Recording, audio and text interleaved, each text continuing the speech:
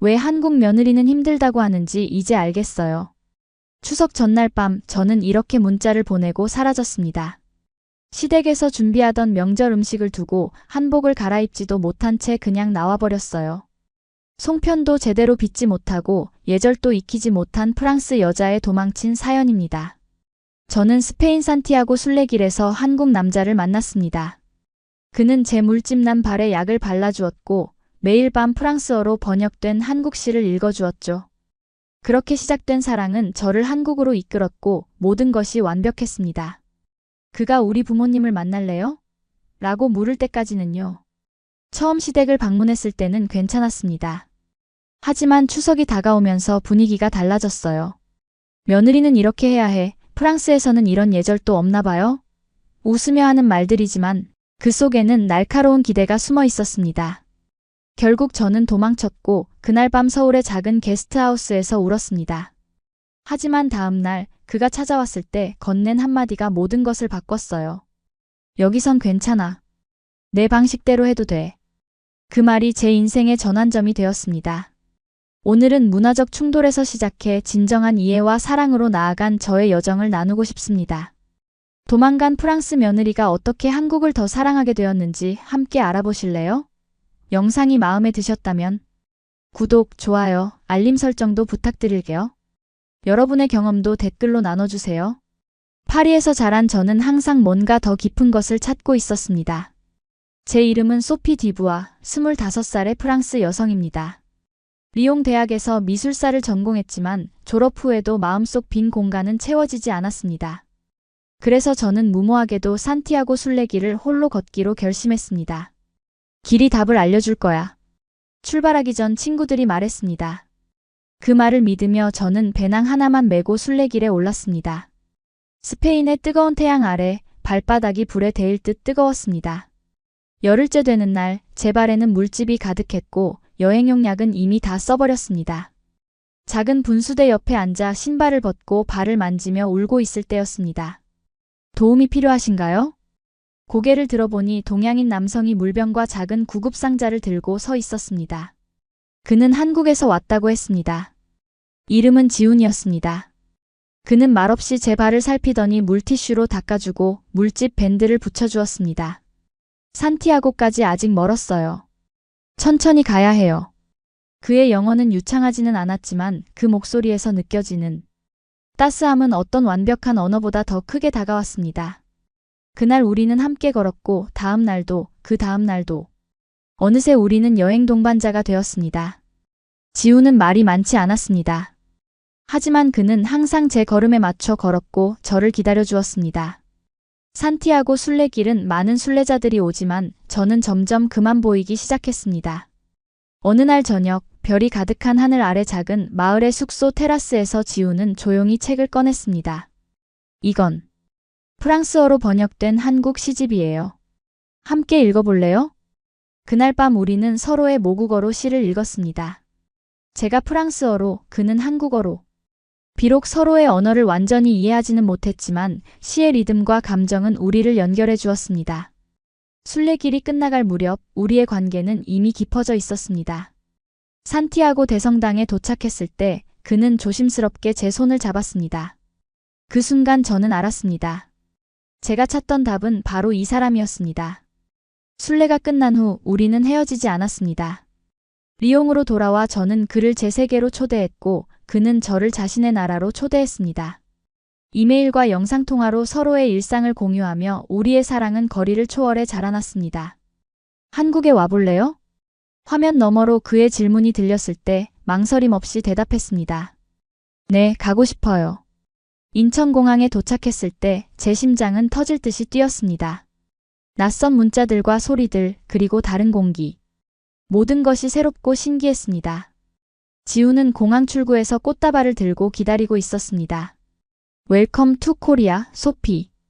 그의 미소는 모든 피로를 잊게 했습니다. 서울로 가는 길, 차창 밖으로 보이는 풍경에 저는 넋을 잃었습니다. 고층 빌딩들, 화려한 간판들, 그리고 끊임없이 움직이는 사람들. 파리도 큰 도시지만 서울은 마치 미래에서 온 도시 같았습니다. 한국은 정말 빠른 나라예요. 모든 것이 빠르게 변해요. 지훈의 아파트는 깔끔하고 모던했습니다. 전자기기들은 모두 최신형이었고 특히 화장실의 비데는 저를 놀라게 했습니다. 버튼이 너무 많아서 처음에는 어떤 것을 눌러야 할지 몰랐습니다. 이 버튼은 따뜻한 물이 나오고 이 버튼은 건조 기능이에요. 지훈이 화장실 문 앞에서 설명해주는 모습에 우리는 함께 웃었습니다. 첫 며칠은 정신없이 지나갔습니다. 지훈은 저를 데리고 서울 곳곳을 구경시켜 주었습니다. 경복궁의 웅장함, 인사동의 전통 공예품, 그리고 명동의 화려한 쇼핑거리까지. 모든 것이 너무나 신기했습니다. 특히 한국의 음식 문화는 저에게 큰 충격이었습니다. 프랑스에서는 식사 시간이 길고 여유롭지만 한국에서는 모든 것이 빠르게 진행되었습니다. 하지만 그 맛은, 매콤하고 풍부한 한국 음식의 맛은 제 미각을 완전히 사로잡았습니다. 이건 김치찌개예요. 한국인들이 가장 좋아하는 음식 중 하나죠. 처음에는 너무 매워서 물을 연신 마셨지만 점점 그 맛에 중독되기 시작했습니다. 한국 생활에 조금씩 적응해 가던 어느 날 지훈은 조심스럽게 제안했습니다. 소피, 이번 주말에 부모님을 만나보는 게 어때요? 제 심장이 다시 빠르게 뛰기 시작했습니다. 한국의 부모님은 어떨까요? 저를 어떻게 생각할까요? 프랑스인 며느리를 받아들일 수 있을까요? 걱정하지 마요. 부모님은 정말 좋은 분들이에요. 지훈의 말에 안심하려 했지만 여전히 불안했습니다. 그래도 용기를 내어 승낙했습니다. 네, 만나고 싶어요. 주말이 다가오면서 저는 지훈의 부모님께 드릴 선물을 준비했습니다. 프랑스에서 가져온 와인과 치즈, 그리고 파리의 에펠탑 미니어처까지. 모든 것이 완벽하길 바랐습니다. 지훈의 부모님은 서울 근교의 아파트에 살고 계셨습니다. 문 앞에 서자 제 손은 떨리고 있었습니다. 걱정 마요. 그냥 자연스럽게 인사하면 돼요. 문이 열리고 지훈의 어머니가 환한 미소로 우리를 맞이하셨습니다. 어서 오세요, 소피 씨. 드디어 만나게 되어 정말 반가워요. 지훈의 어머니는 생각보다 훨씬 젊고 세련되셨습니다. 영어도 유창하셔서 대화하는데 큰 어려움이 없었습니다. 우리 지훈이가 항상 소피 씨 이야기를 해요. 정말 예쁘시네요. 식탁에는 이미 다양한 한국 음식들이 차려져 있었습니다. 김치, 불고기, 잡채, 그리고 여러 가지 반찬들까지. 저는 감동했습니다. 제가 요리를 많이 못해서 간단하게 준비했어요. 간단하다고요? 이 모든 음식들을 간단하게라고 표현하는 것에 저는 놀랐습니다. 프랑스에서 이 정도 음식은 특별한 날에만 준비하는 것들이었습니다. 식사 중에 지훈의 아버지는 조용히 저를 관찰하셨습니다. 그분은 말씀이 적으셨지만 가끔 미소를 지어주셨습니다. 소피 씨는 한국 음식 어떻게 생각해요? 정말 맛있어요. 특히 김치를 좋아해요. 제 대답에 두 분 다 기뻐하셨습니다. 식사 후 지훈의 어머니는 앨범을 꺼내 지훈의 어린 시절 사진을 보여주셨습니다. 그의 학창 시절, 군대 시절까지. 모든 것이 소중했습니다. 첫 만남은 생각보다 훨씬 편안했습니다. 돌아가는 길에 지훈이 물었습니다. 어땠어요? 생각보다 훨씬 좋았어요. 부모님이 정말 친절하셨어요. 지훈의 얼굴에 안도의 미소가 번졌습니다. 그리고 그는 차를 갑자기 길가에 세웠습니다. 소피, 사실 부모님께 우리가 결혼할 거라고 말씀드렸어요. 뭐라고요? 너무 성급했나요? 하지만 저는 진심이에요. 소피와 함께하고 싶어요. 순간 머릿속이 하얘졌습니다. 우리의 관계는 깊었지만 아직 결혼을 생각할 단계였나요? 하지만 지훈의 진지한 눈빛을 보며 저도 모르게 고개를 끄덕였습니다. 네, 저도 지훈 씨와 함께하고 싶어요. 그날 밤 서울의 야경을 보며 우리는 미래에 대해 이야기했습니다. 한국에서의 결혼, 가족, 그리고 새로운 삶. 모든 것이 꿈만 같았습니다. 결혼을 결정한 후 저는 한국 생활에 더욱 적극적으로 적응하기 시작했습니다. 한국어 학원에 등록하고 한국 요리 클래스도 찾아다녔습니다. 모든 것이 새롭고 때론 어려웠지만 지훈을 위해 그리고 우리의 미래를 위해 최선을 다했습니다. 안녕하세요. 저는 소피입니다. 만나서 반갑습니다. 첫 한국어 수업에서 자기소개를 할 때 선생님은 박수를 쳐주셨습니다. 한국어의 발음은 프랑스어와 너무 달라서 처음에는 정말 어려웠습니다. 특히 의와 어의 차이는 제 혀를 꼬이게 만들었습니다. 괜찮아요, 소피 씨. 천천히 배우면 돼요. 선생님의 격려에 힘을 얻으며 저는 매일 조금씩 한국어를 배워나갔습니다. 집에서도 지훈이 제 한국어 공부를 도와주었습니다. 우리는 저녁 식사 후 한국 드라마를 함께 보며 대화 연습을 했습니다. 이 장면에서 여자 주인공이 뭐라고 했지요? 사랑해요? 맞아요. 정말 잘했어요. 작은 성공에도 우리는 함께 기뻐했습니다. 그렇게 시간이 흐르면서 저는 조금씩 한국 문화와 언어에 익숙해져 갔습니다. 어느 날 지훈의 회사 동료들과 저녁 식사를 하게 되었습니다. 한국의 회식 문화는 프랑스와 매우 달랐습니다. 술을 따르는 예절, 윗사람에게 먼저 인사하는 방법, 그리고 건배사까지. 모든 것이 낯설었지만 그들의 따뜻한 환영에 마음이 녹아내렸습니다. 소피 씨, 한국 생활은 어때요? 지훈의 상사가 물었습니다. 아직 적응 중이에요. 하지만 한국 사람들이 너무 친절해서 많이 도움을 받고 있어요. 제 말에 모두가 웃으며 박수를 쳐주었습니다. 그날 밤 조금 취한 지훈은 귓가에 속삭였습니다. 소피가 우리 회사 사람들 사이에서 인기 최고예요. 모두 부러워해요. 한국 생활의 또 다른 놀라움은 바로 빨리빨리 문화였습니다. 모든 것이 빠르게 진행되었습니다. 음식 배달은 30분이면 도착했고 인터넷은 세계에서 가장 빨랐으며 지하철은 정확하게 시간을 지켰습니다. 프랑스에서는 이렇게 빠른가요? 지훈의 질문에 저는 웃으며 고개를 저었습니다. 아니요, 프랑스에서는 모든 것이 천천히 진행돼요. 식사도 오래 걸리고 약속 시간도 항상 조금씩 늦어요. 그럼 소피는 지금 많이 힘들겠네요. 처음엔 그랬어요. 하지만 이제는 익숙해졌어요. 오히려 편리한 점이 많아요. 특히 한국의 기술력은 저를 놀라게 했습니다. 스마트폰으로 모든 것을 할 수 있었습니다. 쇼핑, 은행 업무, 음식 주문, 심지어 병원 예약까지. 프랑스에서는 아직 많은 일들이 직접 방문하거나 전화로 해결해야 했습니다. 이건 카카오페이예요. 여기에 카드를 등록해두면 쉽게 결제할 수 있어요. 지훈이 알려준 모바일 결제 시스템에 저는 감탄했습니다. 이제는 지갑 없이도 모든 쇼핑을 할 수 있었습니다. 또한 한국의 공중화장실은 프랑스와 달리 대부분 무료였고 항상 깨끗했습니다. 길거리에서도 쓰레기를 찾아보기 힘들었습니다. 이런 작은 차이들이 저의 한국 생활을 더욱 편안하게 만들어 주었습니다. 물론 적응하기 어려운 부분도 있었습니다. 한국의 경쟁적인 사회 분위기, 빽빽한 인구 밀도, 그리고 가끔씩 느껴지는 외국인에 대한 호기심 어린 시선들. 하지만 지훈의 도움과 사랑으로 저는 그 모든 어려움들을 극복해 갔습니다. 소피, 다음 달이면 추석이에요. 어느 날 지훈이 말했습니다. 추석? 그게 뭐예요? 한국의 가장 큰 명절이에요. 가족들이 모두 모여서 함께 시간을 보내는 날이죠. 마치 프랑스의 크리스마스 같아요. 정말요? 재미있겠네요. 그때까지만 해도 저는 추석이 제 인생에 큰 변화를 가져올 줄은 몰랐습니다. 그저 특별한 저녁 식사 정도로만 생각했습니다. 추석이 다가오면서 지훈의 가족들은 분주해졌습니다. 지훈의 어머니는 거의 매일 전화를 하셨고 우리를 자주 초대하셨습니다. 소피야, 이번 추석에는 온 가족이 모일 거야. 네가 처음 맞는 추석이니 특별하게 준비하고 싶구나. 지훈의 어머니는 저를 딸처럼 대해주셨습니다. 그분의 따뜻함에 감사했지만 동시에 부담도 느꼈습니다. 특별하게 준비한다는 것이 무엇을 의미하는지 그때는 몰랐습니다. 추석 일주일 전 지훈의 어머니는 저를 친척 언니의 집으로 초대하셨습니다. 오늘은 송편 만드는 법을 배울 거예요. 송편이라는 말을 처음 들었을 때 저는 그것이 단순한 디저트 정도라고 생각했습니다. 하지만 지훈의 친척 집에 도착했을 때 놀라웠습니다.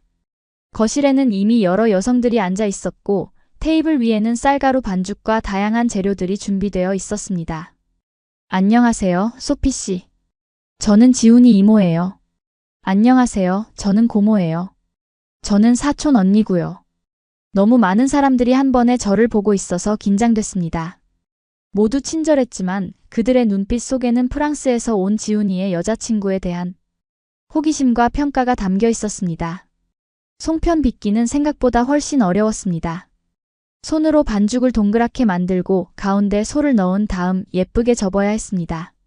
처음 몇 개는 형태가 이상했고 소가 밖으로 새어나왔습니다. 아이고, 소피 씨는 처음이라 그럴 수 있어요. 이렇게 해보세요. 이모님이 제 손을 잡고 알려주셨지만 여전히 어려웠습니다. 몇 시간이 지나자 다른 분들은 이미 수십 개의 송편을 예쁘게 만들었는데 저는 겨우 10개 정도를 만들었고 그마저도 모양이 이상했습니다. 괜찮아요, 소피 씨. 연습하면 나아질 거예요. 격려의 말씀이었지만 저는 점점 자신감을 잃어갔습니다. 특히 사촌 언니가 작은 소리로 말하는 것이 들렸습니다. 프랑스에선 명절도 없나 봐요? 이 정도도 못 견디면 결혼은 어려울 것 같은데. 물론 그분은 제가 한국어를 이해한다는 것을 모르셨을 겁니다. 하지만 그 말은 제 마음에 상처를 남겼습니다. 집으로 돌아오는 길에 지우는 제 표정을 보고 물었습니다. 무슨 일 있었어요? 아니에요, 그냥. 송편 만들기가 생각보다 어려웠어요. 걱정 마요. 처음이니까 그럴 수 있어요. 내년에는 더 잘할 거예요. 지훈의 말에 위안을 얻으려 했지만 마음속으로는 불안했습니다. 과연 내가 한국 가족의 일원으로 잘 적응할 수 있을까? 추석이 더 가까워질수록 준비해야 할 것들이 더 많아졌습니다. 차례상에 올릴 음식들, 입을 한복, 그리고 친척들에게 드릴 선물까지. 모든 것이 복잡하고 새로웠습니다. 특히 한복은 저에게 큰 도전이었습니다. 처음 한복을 입었을 때 숨이 막힐 것 같았습니다. 치마는 너무 길어서 걷기 불편했고 저고리는 꽉 껴서 팔을 자유롭게 움직이기 어려웠습니다. 소피 씨, 너무 예뻐요. 한복이 정말 잘 어울리네요. 한복집 아주머니의 칭찬에도 불구하고 저는 불편함을 느꼈습니다. 이런 옷을 하루 종일 입고 있어야 한다니 상상만으로도 힘들었습니다. 또한 예절 교육도 받아야 했습니다. 어른들께 절하는 방법, 음식을 대접하는 순서, 그리고 대화 중에 지켜야 할 매너까지. 너무 많은 정보가 한꺼번에 밀려와서 머리가 아팠습니다. 소피, 괜찮아요? 너무 무리하지 마요. 지훈의 걱정에도 불구하고 저는 최선을 다했습니다. 그의 가족에게 인정받고 싶었고 좋은 며느리가 되고 싶었습니다. 하지만 매일 밤 침대에 누워 천장을 바라보며 불안한 마음을 감출 수 없었습니다. 추석 전날 지훈의 어머니는 우리 집에 오셔서 음식 준비를 도와주셨습니다. 지훈은 회사에 갔고 저는 하루 종일 어머님과 함께 음식을 만들었습니다. 소피야, 이건 잡채예요. 한국 사람들이 명절에 꼭 먹는 음식이죠. 어머님은 인내심을 갖고 저에게 하나하나 알려주셨지만 모든 것이 완벽해야 한다는 압박감이 점점 커졌습니다. 김치전의 모양이 이상하다고 다시 부쳐야 한다고 하셨고 잡채의 간이 부족하다며 다시 맛을 봐야 한다고 하셨습니다. 소피야, 내일은 더 일찍 일어나야 해. 차례상을 준비해야 하니까. 어머님의 말씀에 저는 겨우 고개를 끄덕였습니다. 이미 몸도 마음도 지쳐 있었지만 불평할 수 없었습니다. 이것이 한국의 문화였고 제가 적응해야 할 부분이었으니까요. 그날 밤 지훈이 퇴근 후 집에 돌아왔을 때 저는 이미 침대에 누워 있었습니다. 너무 피곤해서 대화할 기운조차 없었습니다. 소피, 많이 힘들었죠? 내일만 지나면 괜찮을 거예요. 지훈의 위로에 고개를 끄덕이며 저는 눈을 감았습니다. 하지만 마음속으로는 폭풍이 몰아치고 있었습니다. 과연 내일을 버틸 수 있을까? 추석 아침 알람 소리에 눈을 떴을 때 시계는 새벽 5시를 가리키고 있었습니다. 밖은 아직 어두웠지만 오늘의 일정을 생각하니 벌써 머리가 아팠습니다. 지훈은 이미 일어나 샤워를 하고 있었습니다. 소피, 일어났어요? 어서 준비해야 해요. 7시까지 부모님 댁에 도착해야 해요. 침대에서 일어나 거울을 보니 제 얼굴은 피곤함으로 가득했습니다. 어제 밤늦게까지 음식 준비를 도왔고 거의 잠을 이루지 못했습니다. 하지만 오늘은 제가 지훈 가족 앞에서 첫 인상을 보여줄 중요한 날이었습니다. 준비를 마치고 지훈의 부모님 댁으로 향했습니다. 차 안에서 지훈은 오늘의 일정을 설명해 주었습니다. 먼저 차례를 지내고 그 다음에 어른들께 세배를 올려요. 그리고 점심 식사 후에는 친척들과 함께 시간을 보내게 될 거예요. 제 마음은 점점 더 무거워졌습니다.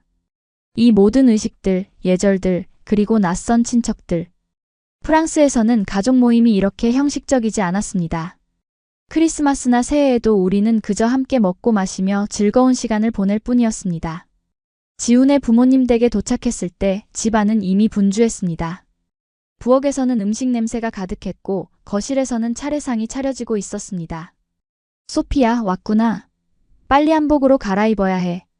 지훈의 어머니가 저를 안방으로 안내하셨습니다. 그곳에는 어제 맞춘 한복이 준비되어 있었습니다. 어머니의 도움을 받아 한복을 입었지만 예상대로 답답하고 불편했습니다. 특히 저고리가 너무 꽉 껴서 숨쉬기가 어려웠습니다. 어머, 소피야. 허리를 더 꼿꼿이 펴야지. 한복은 이렇게 입는 거란다. 어머니의 지시에 따라 자세를 바로잡으려 했지만 더 불편해졌습니다. 거울 속 제 모습은 낯설었습니다. 화려한 한복을 입은 금발의 프랑스 여성. 마치 코스튬을 입은 것 같은 느낌이었습니다. 거실로 나가자 지훈의 친척들이 이미 모여 있었습니다. 모두 저를 주목했고 여러 질문들이 쏟아졌습니다. 프랑스에서 왔다고? 한국 음식은 잘 먹니? 한복이 잘 어울리네. 한국말은 얼마나 할 수 있어? 프랑스에도 이런 명절이 있어? 질문이 너무 많아서 정신이 없었습니다. 그리고 대부분의 친척들은 영어를 잘하지 못해서 지훈이 통역을 해주어야 했습니다. 이 과정에서 저는 점점 더 소외감을 느꼈습니다. 차례가 시작되었습니다. 지훈의 아버지가 제사상 앞에 무릎을 꿇고 절을 올리는 모습을 보며 저는 무엇을 해야 할지 몰라 당황했습니다. 지훈이 조용히 귓속말로 알려주었습니다. 소피는 지금은 그냥 뒤에 서 있으면 돼요. 나중에 인사만 하면 돼요. 그렇게 차례는 진행되었고 이어서 세배 시간이 왔습니다. 지훈의 조부모님부터 시작해서 모든 어른들께 절을 올려야 했습니다. 지훈이 먼저 보여주는 대로 따라했지만 한복 치마가 길어서 자꾸 걸리고 제대로 절을 하기 어려웠습니다. 아이고 소피씨. 그렇게 하는 게 아니라 이렇게 해야지. 이모님이 다가와 제 자세를 고쳐주셨습니다. 부끄러움에 얼굴이 붉어졌습니다. 다른 친척들이 저를 보며 웃고 있는 것 같았습니다. 점심시간이 되자 모두 거실에 모여 상 앞에 앉았습니다. 음식은 정말 풍성했습니다. 갈비찜, 잡채, 송편, 그리고 다양한 나물과 전들. 하지만 제 앞에 놓인 젓가락은 또 다른 도전이었습니다. 프랑스에서도 가끔 젓가락을 사용했지만 이렇게 많은 사람들 앞에서는 더 긴장됐습니다. 소피야, 이건 특별히 너를 위해 준비한 불고기야. 많이 먹어. 시어머니의 배려에 감사했지만 모든 사람의 시선이 저에게 집중되는 것 같아 더 긴장됐습니다. 음식을 집으려는데 젓가락이 미끄러져 밥알이 바닥에 떨어졌습니다. 아이고 괜찮아. 천천히 해. 시어머니의 위로에도 불구하고 자꾸만 실수가 이어졌습니다. 그리고 식사 중간중간 여러 질문들이 계속됐습니다. 소피 씨는 요리도 할 줄 알아요? 프랑스에서는 어떤 음식을 주로 먹나요? 결혼하면 한국에서 살 거예요? 프랑스에서 살 거예요? 모든 질문에 대답하려니 식사에 집중할 수도 없었습니다. 점점 숨이 막히는 느낌이 들었습니다. 식사가 끝나고 설거지 시간이 되었습니다. 모든 여성들이 부엌으로 모여 각자 역할을 나눠 맡았습니다. 저는 접시를 닦는 역할을 맡았는데 조심스럽게 하려 해도 손이 떨려 그릇을 떨어뜨릴 뻔했습니다. 소피 씨, 괜찮아요? 많이 피곤해 보여요. 사촌 언니의 질문에 저는 억지 미소를 지었습니다. 네, 괜찮아요. 그냥 조금 피곤해서요. 하지만 사실 저는 괜찮지 않았습니다. 숨이 막히고 머리가 어지러웠으며 온 몸이 긴장으로 굳어 있었습니다. 이게 앞으로의 제 삶이 될 건가요?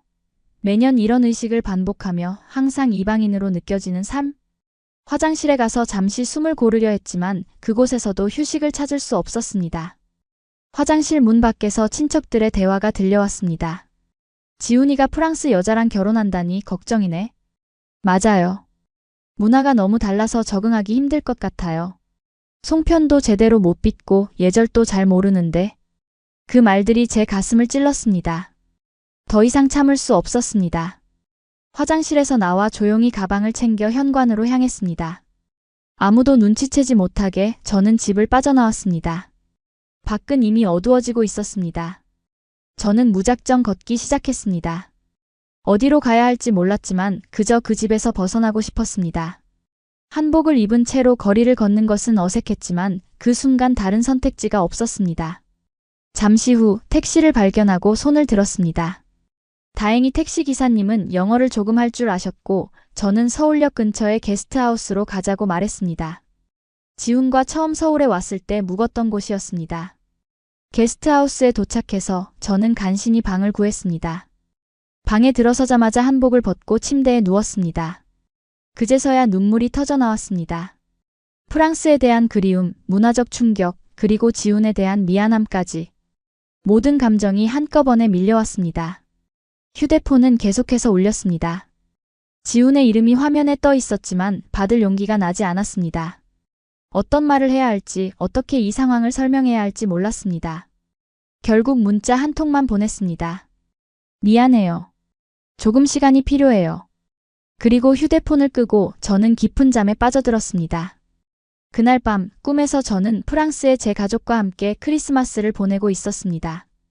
따뜻하고 편안한 분위기 속에서 모두가 웃고 있었습니다. 그리운 꿈이었습니다. 다음 날 아침 노크 소리에 잠에서 깼습니다. 문을 열어보니 지훈이 서 있었습니다. 그의 얼굴은 피곤해 보였고 눈은 충혈되어 있었습니다. 분명 밤새 저를 찾아 헤맸을 것입니다. 들어와도 돼요? 조용히 물었습니다. 저는 고개를 끄덕이며 문을 열었습니다. 지훈은 아무 말 없이 들어와 앉았습니다. 침묵이 흘렀습니다. 어떻게 찾았어요? 게스트하우스가 몇 개 없어요. 다 찾아봤어요. 다시 침묵이 이어졌습니다. 저는 무슨 말을 해야 할지 몰랐습니다. 미안하다고? 이해해달라고? 어떤 말도 충분하지 않을 것 같았습니다. 소피. 괜찮아요? 지훈의 목소리는 따뜻했습니다. 비난이나 분노가 아닌 진심 어린 걱정이 담겨 있었습니다. 아니요. 괜찮지 않아요. 모든 게 너무 버거웠어요. 저는 솔직하게 답했습니다. 더 이상 감정을 숨길 수 없었습니다. 명절의 모든 의식들, 예절, 그리고 사람들의 기대. 제가 감당하기엔 너무 많았어요. 저는 그저 외국인일 뿐인데 모두가 완벽한 한국 며느리를 기대하는 것 같았어요. 지훈은 조용히 듣고 있었습니다. 그의 눈에는 이해와 공감이 담겨 있었습니다. 소피, 미안해요. 내가 배려가 부족했어요. 소피가 얼마나 힘들었는지 몰랐어요. 아니에요. 지훈 씨가 잘못한 게 아니에요. 그냥 문화가 너무 달라서 적응하기 어려웠어요. 지훈은 잠시 생각에 잠겼다가 말했습니다. 여기서는 괜찮아요. 소피가 원하는 대로 해도 돼요. 그 말 한마디에 저는 울음이 터져 나왔습니다. 지훈은 저를 조용히 안아주었고 저는 그의 품에서 모든 감정을 쏟아냈습니다. 지훈 씨 가족들에게 정말 미안해요. 특히 어머님께. 제가 이렇게 도망치다니. 괜찮아요. 어머님도 이해하실 거예요. 오히려 어머님도 걱정하고 계세요. 지훈의 말에 놀랐습니다. 정말요? 어머님이 저를 이해하신다고요? 물론이죠. 어머님도 처음엔 시댁 생활이 힘드셨대요. 게다가 소피는 완전히 다른 나라에서 왔잖아요. 어머님도 소피가 얼마나 용감한지 항상 말씀하셨어요. 지훈의 말에 조금 마음이 가벼워졌습니다. 하지만 여전히 부끄러움과 미안함이 가득했습니다. 그래도 이렇게 도망치다니. 정말 실망했을 것 같아요. 지훈은 고개를 저었습니다. 아니에요. 가족들도 이해해요. 우리가 소피에게 너무 많은 것을 기대했나 봐요. 그리고 지훈은 가방에서 무언가를 꺼냈습니다. 종이 가방 안에는 따뜻한 음식통이 있었습니다. 어머님이 소피를 위해 특별히 준비하셨어요. 떡국 대신 소피가 좋아하는 것으로. 통을 열어보니 그 안에는 프렌치 토스트와 유자차가 담겨 있었습니다. 제가 처음 한국에 왔을 때 가장 좋아했던 아침 식사였습니다. 추석이 꼭 송편이어야 할까요? 소피에게는 이것도 특별한 명절 음식이 될 수 있잖아요. 지훈의 말에 눈물이 다시 흘렀습니다. 하지만 이번엔 슬픔이 아닌 감동의 눈물이었습니다. 고마워요, 지훈 씨. 그리고 어머님께도 정말 감사하다고 전해주세요. 우리는 함께 프렌치 토스트를 나눠 먹었습니다. 그 순간 저는 깨달았습니다. 한국 문화가 엄격하고 형식적인 면이 있지만 그 안에는 깊은 배려와 사랑이 담겨 있다는 것을. 지훈의 가족은 저를 진심으로 받아들이려 노력하고 있었고 이제는 제가 그들에게 한 걸음 다가갈 차례였습니다. 지훈 씨, 제가 생각해봤어요. 제가 너무 한국 방식만 따르려고 했던 것 같아요. 하지만 우리는 두 문화를 모두 존중해야 하지 않을까요? 지훈은 고개를 끄덕였습니다. 그래요. 소피와 저, 우리만의 방식으로 살아가면 돼요. 한국도 조금씩 프랑스처럼, 프랑스도 조금씩 한국처럼. 그의 말에 웃음이 나왔습니다. 맞습니다. 우리는 두 문화 사이에서 우리만의 균형을 찾아가야 했습니다. 그럼 이제 어떻게 할까요? 다시 가족들에게 돌아갈까요? 지훈이 물었습니다. 잠시 고민한 후 저는 결심했습니다. 네, 하지만 이번엔 제 방식으로 준비할게요. 게스트하우스를 나와 우리는 먼저 근처 슈퍼마켓으로 향했습니다. 저는 프랑스 디저트를 만들기 위한 재료들을 구입했습니다. 크림, 과일, 초콜릿, 그리고 설탕까지. 지우는 제가 무엇을 계획하고 있는지 궁금해했지만 저는 비밀이라며 웃으며 말했습니다. 기다려봐요. 좋은 선물이 될 거예요. 다음으로 우리는 문방구로 가서 예쁜 종이와 펜을 샀습니다. 저는 한국어로 손편지를 쓰고 싶었습니다. 비록 서툴지만 제 진심을 담아 지훈의 가족에게 전하고 싶었습니다. 마지막으로 우리는 꽃집에 들러 작은 꽃다발을 샀습니다. 한국에서는 선물로 꽃을 많이 주지 않는다고 들었지만 프랑스에서는 가족 모임에 항상 꽃을 가져가는 것이 예의였습니다. 모든 준비를 마치고 우리는 지훈의 부모님 댁으로 향했습니다. 차 안에서 저는 여전히 긴장했지만 이전과는 다른 종류의 긴장이었습니다. 이번에는 두려움이 아닌 설렘이 더 컸습니다. 소피, 걱정 마요. 가족들은 소피가 돌아온 것만으로도 기뻐할 거예요. 지훈의 말에 용기를 얻었습니다. 그리고 도착했을 때 예상대로 모든 가족들이 현관에 나와 저를 맞이했습니다. 어머님의 얼굴에는 걱정과 기쁨이 함께 있었습니다. 소피야, 괜찮니? 많이 놀랐지? 저는 고개를 숙여 인사드렸습니다. 어머님, 정말 죄송합니다. 갑자기 나가서. 어머님은 저를 끌어안으셨습니다. 아니야, 괜찮아. 우리가 너무 많은 걸 기대했나 봐. 미안하구나. 이 따뜻한 환영에 저는 감동했습니다. 그리고 준비한 것들을 보여드렸습니다. 어머님, 이건 제가 특별히 준비한 프랑스 디저트예요. 그리고 이 편지. 제가 직접 한국어로 썼어요. 서툴게 쓴 한국어 편지를 어머님께 드렸습니다. 편지에는 이렇게 적혀 있었습니다. 사랑하는 어머님, 아버님, 그리고 가족 여러분께 제가 어제 보여드린 모습 정말 죄송합니다. 한국의 아름다운 명절을 잘 알지 못해 많이 당황했습니다. 하지만 이제 저는 조금씩 배우고 싶습니다. 한국의 문화, 음식, 그리고 가족의 따뜻함을 앞으로 좋은 며느리가 될 수 있도록 노력하겠습니다. 그리고 제 문화도 조금씩 나눌 수 있으면 좋겠습니다. 함께 나누는 시간이 더 풍요로워질 수 있도록 항상 감사합니다. 마이너스 소피 드림. 편지를 읽으신 어머님의 눈에는 눈물이 고였습니다. 아버님도 감동하신 눈치였습니다. 소피야, 고마워. 우리도 너의 문화를 배우고 싶어. 그리고 저는 가방에서 또 다른 것을 꺼냈습니다. 어제 빚었던 송편이었습니다. 모양은 이상했지만 제 진심을 담았습니다. 이건 제가 빚은 송편이에요. 모양은 다르지만 마음은 담았습니다. 어머님은 제 손을 꼭 잡으시며 말씀하셨습니다. 네가 우리 가족이 되어줘서 고마워. 그 순간 저는 진정한 가족의 의미를 깨달았습니다. 가족은 혈연이나 문화가 아닌 서로를 이해하고 포용하는 마음으로 연결되는 것이었습니다. 그날 오후 저는 프랑스 디저트를 만들었습니다. 크렘 브듈레, 제가 가장 자신 있는 디저트였습니다. 지훈의 사촌들도 호기심 어린 눈으로 저를 도왔습니다. 소피 언니, 이거 어떻게 만드는 거예요? 먼저 크림을 데우고 설탕과 바닐라를 넣어요. 그리고 오븐에 구운 후 위에 설탕을 뿌리고 불로 카라멜라이징을 해요. 요리하는 동안 우리는 서로의 언어도 가르쳐 주었습니다. 저는 한국어를, 그들은 프랑스어를 배웠습니다. 웃음이 끊이지 않았습니다. 메르시 머시는 감사합니다 라는 뜻이에요. 아, 메르시. 그럼 사랑해요는 뭐예요? 제떼지 TAIM이에요. 요리가 완성되자 온 가족이 모여 맛을 보았습니다. 처음에는 생소한 맛이었지만 곧 모두가 맛있다며 칭찬해 주셨습니다. 우와, 소피씨. 정말 맛있어요. 이런 디저트는 처음 먹어봐요. 달콤하고 부드러워요. 저는 행복했습니다. 제 문화를 나누고 그들의 문화를 배우는 이 순간이 너무 소중했습니다. 그날 밤 온 가족이 둘러앉아 송편과 프렌치 디저트를 함께 먹었습니다. 처음엔 이상하다던 사촌들도 맛있다며 웃었고 장인어른은 우리 며느리가 다 했네라며 어깨를 두드려 주셨습니다.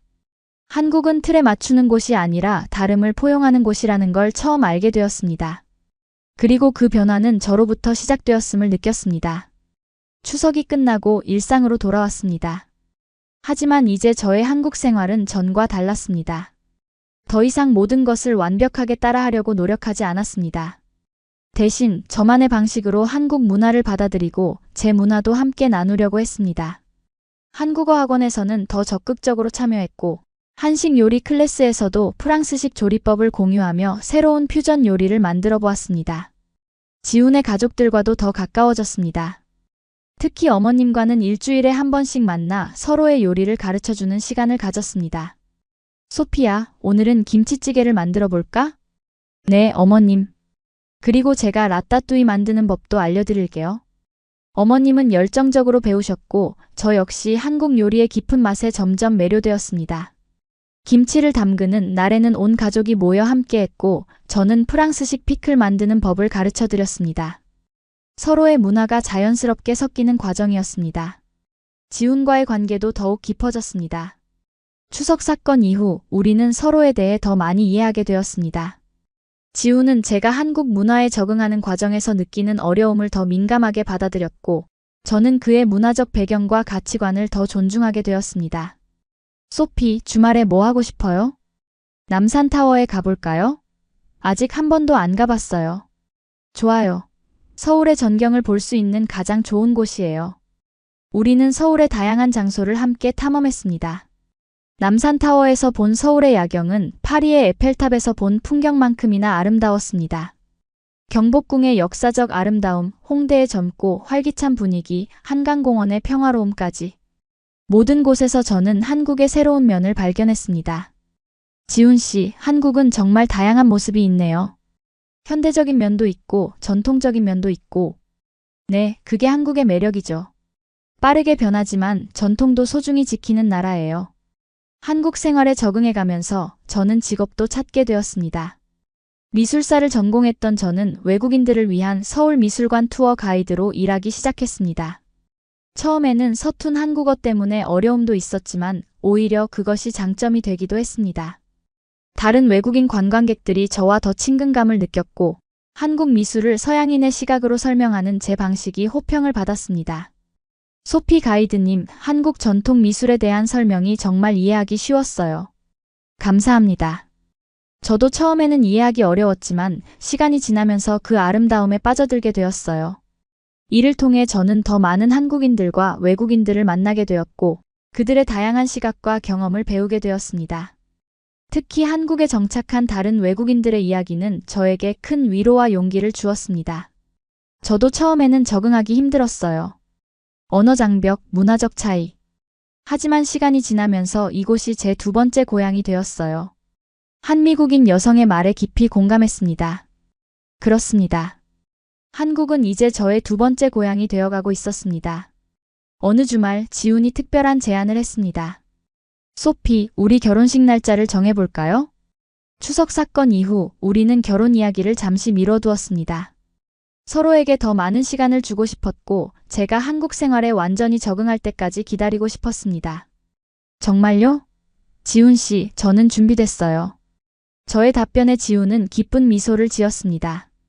그리고 우리는 봄에 결혼하기로 결정했습니다. 벚꽃이 만개하는 시기, 새로운 시작을 알리는 완벽한 계절이었습니다. 결혼 준비는 또 다른 도전이었습니다. 한국식 결혼식과 서양식 결혼식 어떤 방식으로 진행할지 많은 고민이 필요했습니다. 하지만 이번에는 저희 두 사람이 함께 결정했습니다. 양가 부모님께 패백은 들이되 결혼식 자체는 양국의 문화가 섞인 방식으로 하면 어떨까요? 좋은 생각이에요, 소피. 두 문화를 모두 존중하는 결혼식이 될 거예요. 준비 과정에서 많은 사람들의 도움을 받았습니다. 지훈의 어머니는 한복을 고르는 것을 도와주셨고, 저는 프랑스에서 웨딩드레스를 가져오기로 했습니다. 양가 부모님들도 서로의 문화를 존중하며 의견을 조율해 주셨습니다. 결혼식 날 저는 한복과 웨딩드레스를 모두 입었습니다. 패백에서는 전통 한복을, 결혼식에서는 웨딩드레스를 입었고, 피로연에서는 현대적으로 디자인된 퓨전 한복을 입었습니다. 모든 것이 아름답고 의미 있었습니다. 특히 감동적이었던 순간은 양가 부모님들이 만났을 때였습니다. 언어는 통하지 않았지만 그들의 눈빛과 미소에는 같은 마음이 담겨 있었습니다. 자녀의 행복을 바라는 부모의 마음은 어느 나라에서나 같았습니다. 메르시 머시. 감사합니다. 프랑스에서 오신 저의 어머니가 서툰 한국어로 인사하시자 지훈의 어머니는 눈물을 글썽이며 불어로 답하셨습니다. 저 땜지타이미. 사랑합니다. 그 순간 저는 깨달았습니다. 진정한 가족이란 혈연이나 문화를 넘어 서로를 이해하고 사랑하는 마음으로 연결된 사람들이라는 것을. 결혼 후 우리는 서울 외곽의 작은 아파트로 이사했습니다. 그곳에서 우리만의 새로운 가정을 꾸려나갔습니다. 집안 인테리어는 한국과 프랑스 스타일이 자연스럽게 섞여 있었습니다. 거실에는 한국의 전통 그림과 파리의 풍경화가 함께 걸려 있었고, 부엌에는 김치 냉장고와 프랑스 와인 렉이 나란히 있었습니다. 우리 집은 마치 작은 국제 공간 같아요. 네, 소피. 두 문화가 함께 숨쉬는 공간이죠. 그렇게 우리는 서로의 문화를 존중하며 새로운 삶을 시작했습니다. 가끔은 문화적 차이로 인한 작은 충돌도 있었지만 그것조차도 우리 관계를 더 풍요롭게 만드는 요소였습니다. 결혼 생활이 안정되면서 저는 한국 사회에 더 깊이 녹아들기 시작했습니다. 미술관 가이드 일을 계속하면서 저는 한국의 예술과 역사에 대한 이해를 넓혀갔습니다. 특히 한국의 도자기 예술에 관심을 갖게 되었고 주말마다 도자기 공방을 찾아다니며 기술을 배웠습니다. 소피 씨는 손재주가 좋네요. 금방 배우시는 것 같아요. 도자기 선생님의 칭찬에 기분이 좋았습니다. 제 손으로 만든 첫 번째 백자 작품은 비록 완벽하지 않았지만 제게는 특별한 의미가 있었습니다. 그것은 제가 한국 문화에 녹아들고 있다는 증거였습니다. 지훈도 저의 문화에 대해 더 많이 배우려고 노력했습니다. 프랑스어 강좌를 듣기 시작했고 주말마다 함께 프랑스 영화를 보며 언어를 익혔습니다. 지훈이 처음으로 완전한 프랑스어 문장을 말했을 때 저는 감동해서 눈물을 흘렸습니다. 제땜 마셰리지 타이미 마CHRI. 저도 사랑해요, 지훈 씨. 서로의 언어를 배우는 과정은 단순히 의사소통의 문제를 넘어 서로의 세계관과 사고방식을 이해하는 과정이었습니다. 프랑스어를 배우면서 지훈은 프랑스 문화의 세밀한 뉘앙스를 이해하게 되었고, 제가 한국어를 배우면서 한국인의 정서와 사고방식을 깨달았습니다. 소피, 정이라는 단어를 어떻게 이해해요? 사랑보다는 더 넓고 우정보다는 더 깊은 그런 감정인 것 같아요. 프랑스어로는 정확히 번역하기 어려운 단어예요. 맞아요. 그게 한국 문화의 핵심이에요. 정이 있어서 우리는 가족이 되는 거죠. 한국에서의 두 번째 추석은 완전히 달랐습니다. 이번에는 제가 적극적으로 준비에 참여했습니다. 송편 빚기도 능숙해졌고 차례상 차리는 순서도 이해했습니다. 하지만 가장 중요한 변화는 제 마음가짐이었습니다. 이제는 이 모든 의식들이 단순한 형식이 아니라 가족의 유대를 강화하는 의미 있는 전통이라는 것을 이해했습니다. 추석 당일 지훈의 가족들 앞에서 저는 자랑스럽게 한복을 입고 세배를 올렸습니다. 그리고 제가 직접 만든 송편과 프랑스식 디저트를 함께 대접했습니다. 소피야, 정말 많이 발전했구나. 이제 완전히 한국 며느리가 다 됐네. 시어머니의 칭찬에 미소 지었습니다. 하지만 저는 그저 한국 며느리가 되는 것이 아니라 한국과 프랑스 문화가 공존하는 저만의 정체성을 만들어가고 있었습니다. 어머님, 감사해요. 하지만 저는 여전히 배우는 중이에요. 그리고 프랑스의 일부도 간직하고 싶어요. 물론이지. 그래야 우리 가족이 더 풍요로워지지. 시어머니의 이해와 포용에 감사했습니다. 그녀는 단순히 며느리를 얻은 것이 아니라 새로운 문화와 시각을 가족에 포함시킨 것입니다. 그날 밤 가족들과 함께 한국 전통 게임인 윷놀이를 하다가 문득 생각이 들었습니다. 제가 한국에 온 지 벌써 1년이 넘었습니다. 그리고 이 시간 동안 저는 단순히 한국에 적응한 것이 아니라 제 자신을 확장했습니다. 이제 저는 프랑스인이자 한국인 두 개의 정체성을 가진 사람이 되었습니다. 소피, 무슨 생각해요? 갑자기 조용해졌네. 지훈의 질문에 미소 지었습니다. 그냥 제가 얼마나 많이 변했는지 생각하고 있었어요. 좋은 방향으로요. 시간이 더 흐르면서 우리는 가족 계획에 대해 이야기하기 시작했습니다. 아이를 갖는 것, 그리고 그 아이가 두 문화 속에서 자라날 것에 대한 기대와 걱정이 공존했습니다. 우리 아이는 어떤 언어를 먼저 배우게 될까요? 둘 다요. 저는 프랑스어로, 지훈 씨는 한국어로 이야기하면 돼요. 아이들은 자연스럽게 두 언어를 배울 거예요. 그리고 우리는 매년 프랑스와 한국을 번갈아 방문하기로 했습니다. 우리의 아이가 양쪽 가족과 문화를 모두 경험하길 원했습니다. 몇 달 후 저는 임신 사실을 알게 되었습니다. 그 기쁜 소식을 들은 양가 부모님들은 모두 기뻐하셨고 각자의 방식으로 축하해 주셨습니다. 한국의 시부모님은 미역국을 끓여주셨고 프랑스의 부모님은 특별한 유기농 와인을 보내주셨습니다. 소피, 이제 정말 가족이 되는 거네요. 네, 지훈 씨. 우리의 작은 프랑스-한국 가족이요. 임신 기간 동안 저는 한국의 전통적인 임신관리법과 프랑스의 현대적인 방식을 적절히 조합했습니다. 한국의 미역국과 프랑스의 유기농 식단, 한국의 태교 음악과 프랑스의 클래식 음악. 모든 것이 조화롭게 섞였습니다. 출산 후 우리의 작은 딸 에밀리 서연이 세상에 나왔습니다. 프랑스식 이름과 한국식 이름을 함께 지어주었습니다. 에밀리는 저의 할머니 이름이었고 서연은 세상에 널리 퍼지는 아름다움이라는 의미였습니다. 우리의 딸은 태어나자마자 두 문화의 사랑을 받았습니다. 한국의 백일잔치와 프랑스의 세례식을 모두 치렀고 두 나라의 전통놀이와 동요를 배웠습니다. 도레미파솔라시도, 산토끼 토끼야. 저는 프랑스 자장가를, 지우는 한국 자장가를 번갈아 불러주었습니다. 에밀리 서연은 두 언어 속에서 자라나며 자연스럽게 두 문화를 흡수했습니다. 어느 날 지훈의 회사에서 프랑스 지사로의 발령 소식이 왔습니다. 2년간 파리에서 근무해야 했습니다. 처음에는 놀랐지만 곧 이것이 우리 가족에게 좋은 기회라는 것을 깨달았습니다. 소피, 같이 가는 거죠? 물론이죠. 이제 에밀리 서연도 프랑스 문화를 직접 경험할 수 있게 되었네요. 파리로 이사하기 전 지훈의 부모님께 인사드렸습니다. 처음에는 걱정하시는 듯 했지만 곧 이해해 주셨습니다. 소피가 한국에서 우리 문화를 배운 것처럼 이제 지훈이가 프랑스에서 너희 문화를 배울 차례구나. 시어머니의 말씀에 감동했습니다. 그녀의 이해와 포용력은 제가 한국에 적응할 수 있었던 가장 큰 힘이었습니다. 파리에 도착한 첫날 지훈은 마치 어린아이처럼 흥분했습니다. 에펠탑, 루브르 박물관, 세느강. 모든 것이 새롭고 신기했습니다. 와, 정말 영화에서 본 그대로네요. 저에게는 오랜만에 돌아온 고향이었지만 지훈과 함께하니 파리의 모든 것이 새롭게 느껴졌습니다.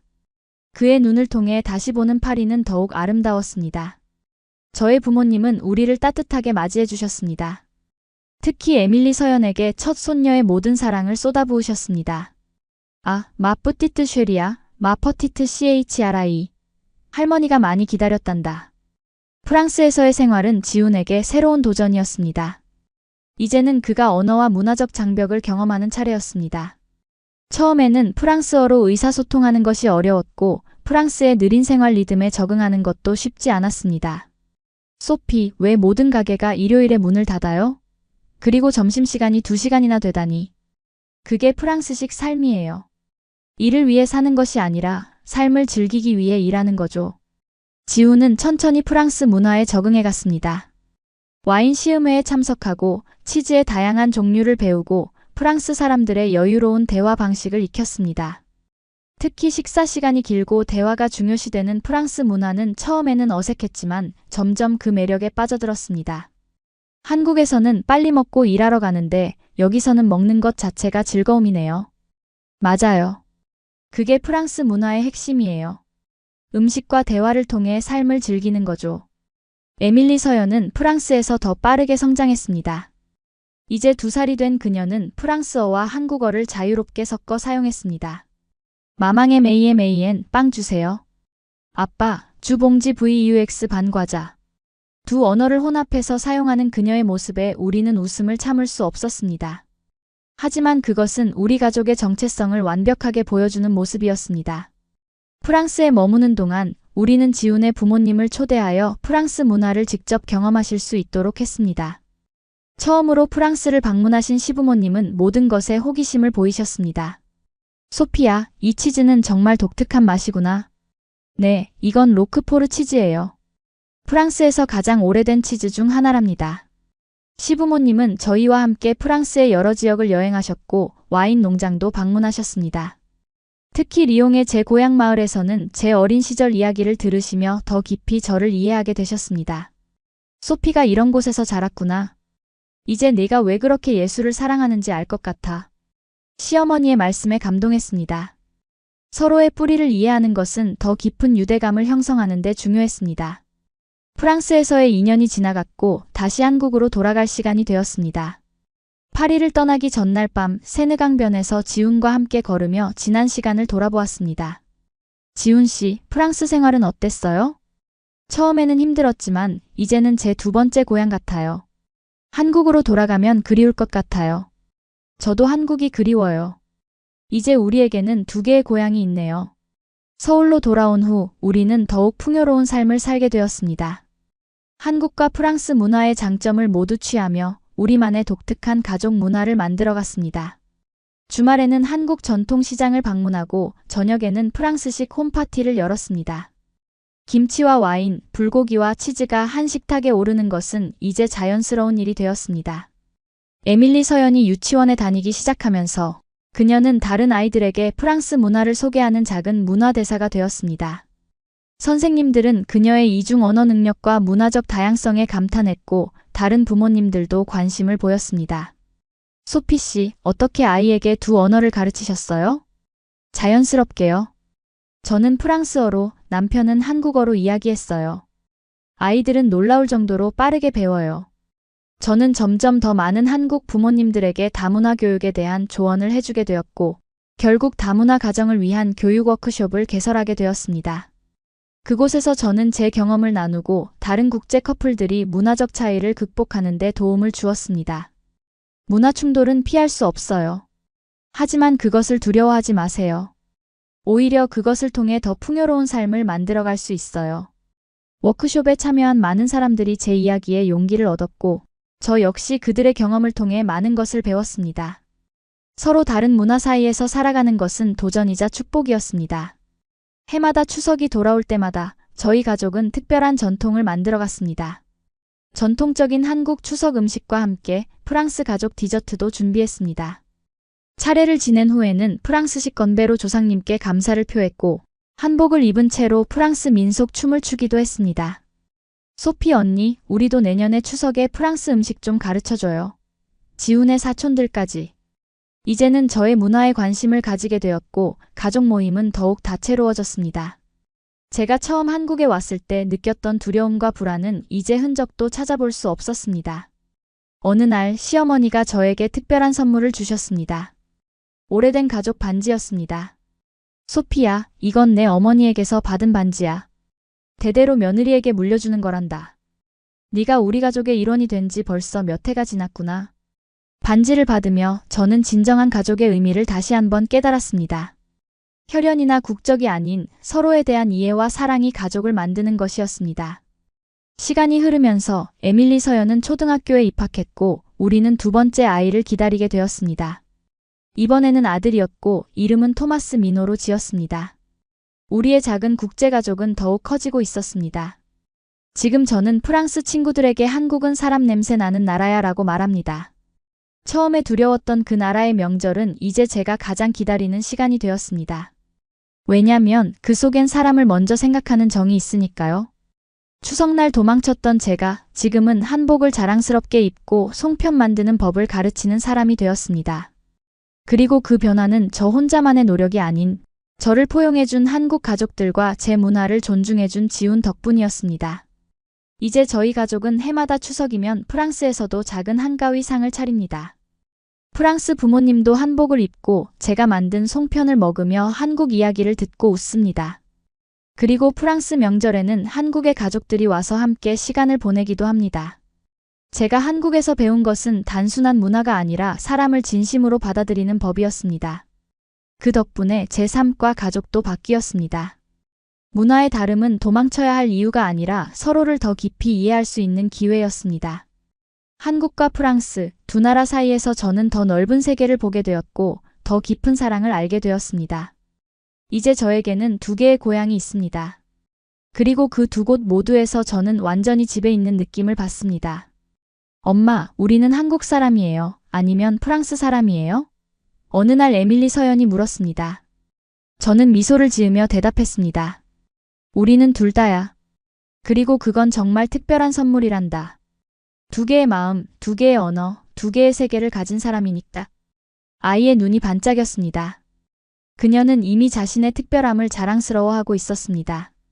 도망간 프랑스 며느리가 한국을 더 사랑하게 된 이야기, 여러분도 정의 진짜 의미를 함께 느껴보셨으면 좋겠습니다.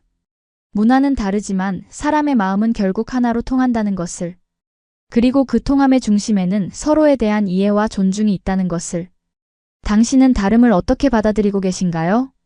혹시 지금 다른 문화와의 충돌로 힘들어하고 계신가요? 그렇다면 기억해 주세요. 그 어려움은 결국 더 큰 성장으로 이어질 것이라는 것을. 제가 한국의 추석에서 도망쳤던 것처럼 때로는 뒤로 물러서는 것도 필요합니다. 하지만 그 후에 다시 한 걸음 나아가는 용기가 있다면 더 넓은 세계가 여러분을 기다리고 있을 것입니다. 오늘 제 이야기가 여러분에게 작은 위로와 용기가 되었길 바랍니다.